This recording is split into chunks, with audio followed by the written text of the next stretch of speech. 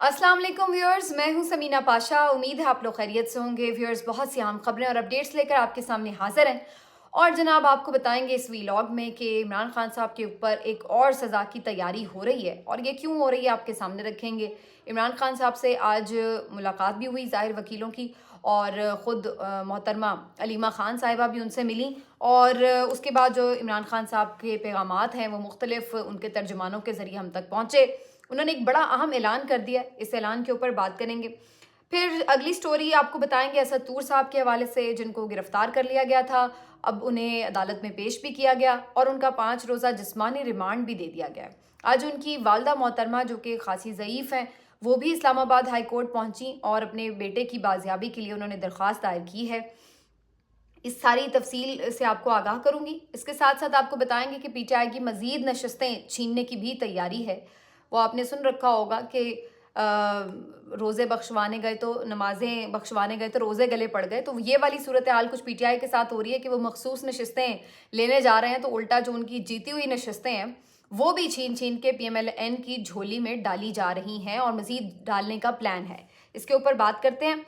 और फिर खान साहब का एक और अहम फैसला, जिसमें उन्होंने बाकायदा ये बता दिया है कि किसी किस्म की रियायत उन्हें नहीं चाहिए। वो पहले भी कह चुके हैं, और अब जो बहुत सारे लोगों का ख्याल था कि सदर साहब कोई सरप्राइज़ दे देंगे और इमरान खान साहब की सज़ाओं को यकमुश्त एक जुम्बिश कलम से मुआफ़ कर देंगे, तो खान साहब ने कहा है कि उन्हें ऐसी कोई रियायत नहीं चाहिए। और इसके ऊपर एक स्टोरी है जो अंसार अब्बासी साहब ने फ़ाइल किया, आपके सामने रखेंगे। कुछ इकॉनमी से जुड़ी एक दो ऐलानात हैं, आपके साथ शेयर करेंगे। आपसे रिक्वेस्ट है कि चैनल को सब्सक्राइब कर लें अगर अभी तक सब्सक्राइब नहीं किया। तो जनाब, सबसे पहले आपको बता दें कि इमरान खान साहब के ऊपर जो अलकादिर ट्रस्ट केस है, उस सिलसिले में आज कार्रवाई होना थी अडयाला जेल में, वो हुई।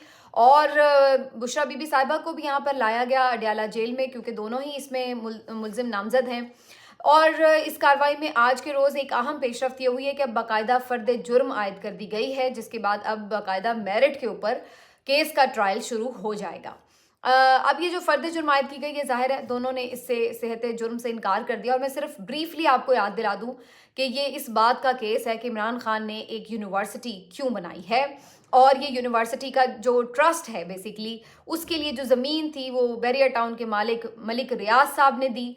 और इल्ज़ाम ये है कि इमरान खान साहब ने इस ज़मीन के एवज़ मलिक रियाज साहब को कुछ इस तरह से सपोर्ट किया कि जो उनकी बाहर की इनकम थी और जो सुप्रीम कोर्ट का जुर्माना था, उन्होंने वो एक सेटलमेंट करवा दी, और बाहर से जो उनके पैसे डीफ्रीज हुए वो जुर्माने की मद में सुप्रीम कोर्ट में चले गए, जबकि वो हुकूमत पाकिस्तान में आने थे। तो ये सारे चक्कर में इमरान खान साहब जो हैं वो मज़े की बात है कि मुजरिम हैं। ना तो मलिक रियाज मुजरिम है जिसने जुर्माना भरना था, अगर अलग से अगर भरना था तो क्यों नहीं भरा, तो भाई जाके मलिक रियाज को पूछें। और अगर उन्होंने कोई रिश्वत दी है तो फिर मलिक रियाज भी इसमें मुलजिम होंगे। और दूसरी बात ये कि इसमें इमरान खान साहब ने क्या कमाया है, फाइनेंशियल करप्शन इमरान खान के ऊपर क्या साबित होती है। क्या उनके अकाउंट में कोई पैसे आए, नहीं आए। क्या इस ट्रस्ट का ट्रस्टी बनने में उनको कोई फ़ायदा है, कोई फ़ायदा नहीं है। क्या वो इसको बेच सकते हैं, वो इसको बेच नहीं सकते हैं। क्या वो इससे आने वाली इनकम अपने लिए खर्च कर सकते हैं, वो ऐसा भी नहीं कर सकते। तो फिर आखिर उन्होंने इस ट्रस्ट को बनाकर और इसके आगे ये यूनिवर्सिटी बनाकर, इसके तहत ये यूनिवर्सिटी बनाकर आखिर हासिल क्या किया है, किस बात की करप्शन है, ये बात अभी तक सामने नहीं आ रही। अब अगर कोई ये कहे कि जनाब ये कोई उनका इख्तियारात से तजावुज़ का मामला है, तो फिर इसमें बुशरा बीबी साहिबा किस तरह से इन्वॉल्व हैं, इसलिए सिर्फ कि वो ट्रस्टी हैं। तो वो अगर ट्रस्टी हैं तो उससे तो वो कोई बेनिफिशियल ऑनर नहीं है ना, वो कोई पैसे समेट सकती हैं ना बना सकती हैं, क्योंकि जो ट्रस्ट के बेनिफिशरी हैं, यानी बेनिफिशियल ऑनर तो नहीं उन्हें कह सकते, ट्रस्टी जो होते हैं वो कोई उस तरह से उससे पैसे तो नहीं हासिल कर पा रहे। तो फिर बुशरा बीबी साहिबा पे क्या इल्ज़ाम है, कोई पता नहीं है। तो बहरहाल जी, ये सारी कहानी है, और इसके ऊपर अब एक केस जो है वो बनाया हुआ है, और उसमें जो दूसरा मुलजिम है वो कहाँ है, मलिक रियाज, उसके बारे में कोई किसी को नहीं पता है कि भाई उससे तो पूछे जिसके पैसों की सारी बात थी, जिसके पैसे वापस आने थे, जिसने लैंड दी, उससे तो कोई बात करे, उसका तो कोई वर्जन ले। तो वो कोई चक्कर नहीं, उनका एक स्टेटमेंट तक भी किसी ने ऑफिशियली नहीं लिया है। तो ये हो गई कहानी। अब जी इस केस में बहरहाल जितना भी ये अजीबोगरीब केस है, बहरहाल इसमें फर्द जुर्म आयद कर दी गई है इमरान खान साहब और बुशरा बीबी साहिबा के ऊपर। अब केस में आगे ज़ाहिर है कार्रवाई आगे बढ़ेगी, अब गवाहों के बयानात कलमबंद होंगे, शवाहिद पेश किए जाएंगे और फिर देखते हैं क्या होता है। अब इंटरेस्टिंग बात यह है कि बहुत सारी जो ऑलरेडी उन्हें सज़ाएं दी जा चुकी हैं उससे मुतालिक ये गुफ्तगू हो रही है, उनके वकला बड़े पुरुमीद हैं, उनके फैमिली मेम्बर्स पुरुमीद हैं और कोर्ट रिपोर्टर्स का भी ये ख्याल है कि साइफर केस हो, तोशाखाना केस हो, इद्दत का जो केस है निकाह का वो केस हो, इन तमाम केसेस में ये अपीलें ज़्यादा लंबी नहीं चलेंगी और 2-4 हेयरिंग्स में ही इमरान खान साहब को इसमें रिलीफ मिल जाएगा। ये जो सज़ाएं हैं ये मुअत्तल हो जाएंगी और फिर उसके बाद इमरान खान साहब की ज़मानत हो जाएगी। तो अब लोग ये गिन रहे थे बाकायदा कि जी काउंटडाउन शुरू हो गया इमरान खान साहब को जेल से बाहर रिहाई का।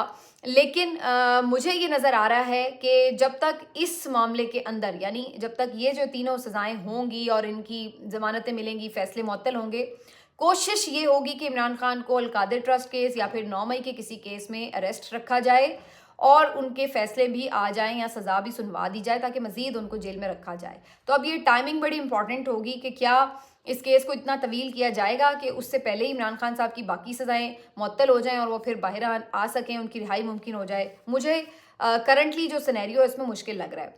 देखिए, एक आपका रियासत का जेस्चर होता है ना, वो नज़र आ रहा होता है कि फ़ैसला हो गया है कि चलें जी ठीक है, जो इनकी स्पेस बन रही है इनको देनी है। तो वो हमें मुख्तलिफ और चीज़ों से नज़र आ रहा होता कि जो इनकी सीटें हो गई हैं, अब नोटिफाई भी हो चुकी हैं, चलो भाई वो दे दो। जो इनकी मखसूस नशिस्तें बनती हैं, चलो भाई वो अब इनके पास जा रही हैं, दे दो। उनकी बुनियाद के ऊपर ये हुकूमत तो नहीं बना सकते, चाहे वो मखसूस नशिस्तें मिल भी जाएं। लेकिन आप एक स्पेस फ्राहम कर देते हैं या जिनकी जो ज़मानतें बन रही हैं वो दे दो, फर्दर मज़ीद कोई गिरफ्तारियां ना हो। तो ऐसा कोई माहौल अगर आपको नज़र आने लगे तो आप कह सकते हैं कि चलो भाई शायद सिस्टम जो है अब इस नहज पे पहुंच गया कि हमने काफ़ी इनको क्रश कर लिया, मैंडेट इनका चोरी कर लिया, हुकूमत इनको नहीं बनाने दी और अब जो है हम इनको अगर ये सिस्टम में अब जिस हद तक आ गए हैं तो ठीक है, अब इनको सुकून से रहने दें। लेकिन ये फैसला नज़र नहीं आ रहा। बज़ाहिर जो नज़र आ रहा है वो ये कि मज़ीद अभी क्रश किया जाए, मज़ीद इनको सिस्टम से बाहर निकाला जाए, मज़ीद इनको जो है वो तंग किया जाए और अल्टीमेटली ज़ाहिर है लोग भी तंग होंगे इस सारी सिचुएशन से। वो क्यों, वो आगे चल के बात करते हैं। तो अब जो नई इसमें खबर आई है वो ये कि जो मज़ीद जो नशस्तें ऑलरेडी पीटीआई जीत चुकी है, ये खबर अब बहुत सबको ओपन सीक्रेट है, कोई ऐसी वो बात नहीं है, पहले से सब साफ ही बता रहे हैं कि जी 12 नशस्तें और जाने वाली हैं पीटीआई की। तो इतना ये खुला किस्म का धांधला कर रहे हैं बेशर्मी और ढिठाई के साथ कि हर किसी को पहले से पता है कि अब जी रिकाउंटिंग होगी, उसमें इनके काफ़ी सारे वोट मुस्तरद हो जाएंगे और फिर इस तरह जो जीता हुआ बंदा है उसके वोट कम कर दिए जाएंगे और जो हारा हुआ बंदा है उसको जीता हुआ डिक्लेयर कर दिया जाएगा। इसकी एक ताज़ा मिसाल जो मैंने पिछले व्लॉग में आपको बताई थी कि जो कांजू साहब को जितवाया गया उसमें यही किया गया है कि जो राना नून साहब थे पीटीआई के जीते हुए कैंडिडेट, उनके यकदम पूरे 14,000 वोट मुस्तरद हो गए। यानी मज़े की बात देखिए, रिकाउंट हुआ, उससे पहले बिलफर्ज 4-5 हज़ार वोट जो थे वो मुस्तरद थे पूरे हल्के के। उस 4-5 हज़ार में कुछ पीटीआई के भी होंगे, कुछ पीएमएलएन के भी होंगे और ये जनाब जीते हुए थे। अब क्या इन्होंने किया, रिकाउंट किया और उसमें मजीद उस रिकाउंट से पहले जाहिर है कि उन्हीं के वोट निकाल कर उनको डबल डबल मोहरें लगा के मुस्तरद कर दिया। अब वो जो मुस्तरद किए वो 14,000 वोट हैं और उसकी वजह से उनकी जो 10-12 हज़ार की लीड थी वो कम हो गई, वो नीचे आ गए और जो पीएमएलएन के रहनुमा थे उनके वोट यानी उन्हें ज़्यादा करने की ज़रूरत ही नहीं पेश आई, वो उनके जो कम कर दिए, तो लिहाजा जी वो जीत गए। ये इन्होंने फार्मूला पकड़ा है और अब ये समझते हैं कि लोग इतने बेवकूफ़ हैं कि किसी को पता ही नहीं कि यानी अगली दफ़ा जब रिकाउंट हुआ तो सारे जो मुस्तरद वोट थे वो एक ही बंदे के थे। ये कैसी दिलचस्प बात है, यानी उसके बाद अचानक ही जो मुस्तरद वोट सारे निकले वो सब एक ही बंदे के निकले, दूसरी तरफ से कोई वोट मुस्तरद नहीं हुआ। तो इस तरह की बेवकूफ़ियों और ब्लंडर्स के साथ आप समझते हैं कि लोगों को बेवकूफ़ बना लेंगे, तो ऐसा नहीं है। दुनिया जान चुकी है कि क्या हुआ है और क्या होने जा रहा है। इसी पैटर्न के ऊपर मज़ीद 12 नशिस्तें पीएमएलएन की तरफ से अब ये क्लेम की गई हैं इलेक्शन कमीशन में, और इलेक्शन कमीशन जिसने बीसियों बल्कि सैकड़ों नशिस्तों के ऊपर पीटीआई के क्लेम को 1 रुपए की अहमियत नहीं दी और कोई एक जगह भी उनको ऐसा नहीं हुआ कि कहा हो कि फॉर्म 45-47 के मुताबिक रिजल्ट बना दिए जाएं, किसी जगह उन्हें कोई रिलीफ नहीं दिया। तो इनकी कोई समात ही मुकर्रर नहीं की बल्कि सबको इलेक्शन ट्रिब्यूनल्स की बत्ती के पीछे लगा दिया। तो दूसरी तरफ पीएमएलएन का जो भी कोई बंदा आके आज अपील करता है कि जी रिकाउंट करवाएं, अगले दिन उसका रिकाउंट हो जाता है। क्योंकि तैयारी पीछे मोहरें लगा लगू के पूरी कर ली होती है और फिर अगले ही दिन जैसे ही वो कहते हैं दोबारा गिनती, चलो जी दोबारा गिनती, तो उनकी दरख्वास्तें फ़ौरन जो है वो अपील के लिए समाअत के लिए मुकर्रर भी हो जाती हैं और उनकी इस्तदा मान भी ली जाती है। तो ये वाला पैटर्न अब यूज़ करके मज़ीद 12 नशिस्तों की नवीद सुनाई जा रही है कि वो छीनी जाएंगी PTI से और PMLN को दे दी जाएंगी। वजह इसकी ये बताई जा रही है कि एक तो मज़ीद अपोजिशन को कमज़ोर रखना एक वजह, दूसरी वजह ये भी बताई जा रही है कि इस बात के लिए भी PMLN परेशान है कि जनाब इतनी बेहयाई के साथ हम आ तो गए हैं गवर्नमेंट में, लेकिन ये पीपल्स पार्टी वाले हमें बार बार जो है ना ये ब्लैकमेल करते रहेंगे। तो इस वजह से भी वो चाहते हैं कि उन्हें इतनी नशिस्तें मिल जाएं कि MQM के साथ ही महज, क्योंकि ये दोनों ने इक्वल लेवल की इस सिलसिले में एक क्या लफ्ज़ इस्तेमाल करूं कि दोनों ने एक जितने हद तक गिरकर ये हुकूमत बना रहे हैं, MQM वाले भी और ये PMLN वाले भी। तो लिहाजा उन्होंने कहा कि हम दोनों ही बस काफ़ी हों, हमें पीपल्स पार्टी की बहुत ज़्यादा हर वक्त हमारे दरकार ना हो। इसलिए कोशिश ये है कि मज़ीद कुछ नशिस्तें छीन कर एक तो PMLN को दे दी जाएँ और दूसरा जो PTI की भी मखसूस नशिस्तें हैं वो भी उठा के PMLN और MQM में तकसीम कर दी जाएँ। उससे क्या होगा कि वो जो 24-25 नशिस्तें जो कि PTI का हक हैं वो भी इनको मिल जाएं और 13 नशिस्तें अगर और मिल जाएं तो 40 से 45 नशिस्तें इनकी बन जाती हैं मज़ीद।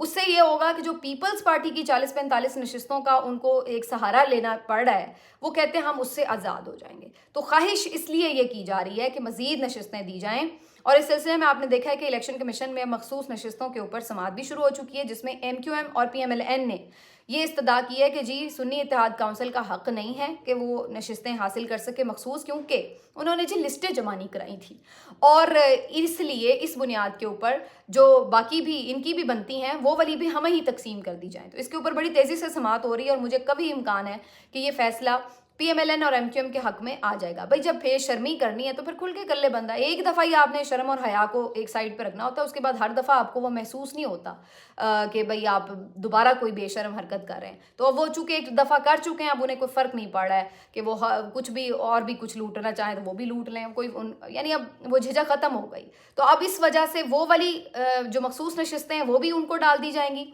और जो मज़ीद छीन के वो भी, तो ताकि पीपल्स पार्टी की जो एक उनको ये मुसीबत पड़ी हुई है कि यार ये किसी भी वक्त हमारे साथ फड्डा कर सकते हैं, तो उन्होंने कहा है अपने बड़ों को कि जनाब ये तो मसला हमारा सॉर्ट आउट करें। तो प्लान एज़ पर प्लान तो ये नज़र आ रहा है। अब आ जाते हैं जी कि इमरान खान साहब ने क्या सोचा। ज़ाहिर है ये सब चीज़ें उन्हें भी पता चल रही हैं और खान साहब ने आज अपने वकीलों के ज़रिए जो मैसेजेस दिए हैं उसमें उन्होंने कहा है कि मैंडेट चोरी हुआ है, इसके ऊपर कोई कॉम्प्रोमाइज़ नहीं होगा, लड़ेंगे, जद्दोजहद करेंगे और ये अवाम की चीज़ है, ये हमारा आपका कोई उससे ताल्लुक़ नहीं है, ये अवाम का मैंडेट था जिसको उन्होंने चुराया है, तो ये अवाम का हमारे ऊपर हक है कि हम इस चीज़ को डिफेंड करें। तो अब इमरान खान साहब ने अपने तमाम जो पार्टी मेंबर्स हैं उनके थ्रू मुख्तलिफ़ जमातों से रब्ता करने का उन्हें कहा है, जो भी इस सिलसिले में लाइक माइंडेड जमातें हैं उनसे, और कहा है कि आप इस सिलसिले में एक भरपूर एहतजाजी तहरीक का प्लान बनाएं। और अब इस सिलसिले में जो पहला काम है वो ये कि हफ्ते के रोज़ एक बड़ा एहतजाज करने का मंसूबा बनाया जा रहा है, जिसमें यानी तमाम जमातें, चाहे वो अख्तर मेंगल साहब भी इस पर अब ऑन बोर्ड हैं, महमूद खान अचकज़ई साहब भी ऑन बोर्ड हैं, फिर JUIF तो ऑलरेडी निकली हुई है सड़क पर, GDA तो ऑलरेडी सड़क पर निकली हुई है, मे भी जमात इस्लामी को भी इसमें शामिल कर लिया जाए, TLP भी ऑन बोर्ड है ऑलमोस्ट। तो ये सारी जमातें मुख्तलिफ जो हैं, भले ये तादाद में छोटी हैं लेकिन इनमें से बहुत सारी जमातें ऐसी हैं जो कि स्ट्रीट पावर रखती हैं। ये बड़ी इंपॉर्टेंट बात है। अक्सर लोग कह रहे थे कि इन जमातों से इत्तेहाद का क्या फ़ायदा है PTI को, इन्होंने कौन सा इतनी नशिस्तें जीतनी हैं या जीती हुई हैं। तो इनका फ़ायदा ये कि ये स्ट्रीट पावर रखती हैं। आपको पता है TLP एक स्ट्रीट पावर रखती है, JUIF की बहरहाल अपनी एक फॉलोइंग है और वो एक स्ट्रीट पावर रखती है। और इसी तरीके से जो ये बाकी नेशनलिस्ट पार्टीज़ हैं, इनके भी जो फॉलोअर्स हैं वो बड़े कमिटेड वर्कर्स होते हैं। तो अगर ये जमातें इनके साथ निकलती हैं तो फिर आप अंदाज़ा लगाएं कि PTI की जो पावर है उसमें फिर इजाफा ही होगा। और फिर दूसरी बात ये कि अकेले PTI को रगड़ा लगाना जो ब्यूरोक्रेसी और ये पुलिस है उसके लिए बड़ा आसान है, लेकिन जब और कई स्टेक होल्डर्स होंगे तो हर किसी को आप उसी लाठी से नहीं हाँक सकेंगे। तो इसलिए ये इनके साथ जो अलायंस है वो बड़ा सिग्निफिकेंस है। तो अब जी हफ्ते के रोज़ दमादम मस्त कलंदर का ऐलान है। ये एक बहुत बड़ा PTI के लिए चैलेंज होगा कि अगर हफ्ते वाले दिन वो एक बड़ा एहतजाज और कामयाब मौसर एहतजाज करने में कामयाब हो जाते हैं تو پھر تو یہ جو آگے بھی پلان کر رہے ہیں اس میں بھی کوئی ریوزٹ کرنے پہ مجبور ہو جائے گا کہ نہیں بھائی سوچو بھئی یہ پہلی والی گلے پڑی ہوئی ہیں سیٹیں ابھی مزید اور نہیں چرانی، تو کچھ کسی کو تھوڑی بہت ہاتھ روکنے کی طرف سوچا جائے گا۔ لیکن اگر یہ بالکل خاموش ہو گئے اور پلان بھی ٹھس ہو گیا، احتجاج مؤثر نہ ہو سکا، تو پھر وہ دیدہ دلیری کے ساتھ مزید بدمعاشی بھی کریں گے اور ان کے ساتھ پھر آگے بھی یہی کچھ چلتا رہے گا۔ تو یہ بڑا امپورٹنٹ ہے پی ٹی آئی کے لیے کہ وہ ان تمام جماعتوں کے ساتھ مل کر کیسے ایک اپنا جو تحریک ہے اس کو چلا سکے اس دھاندلی کے خلاف۔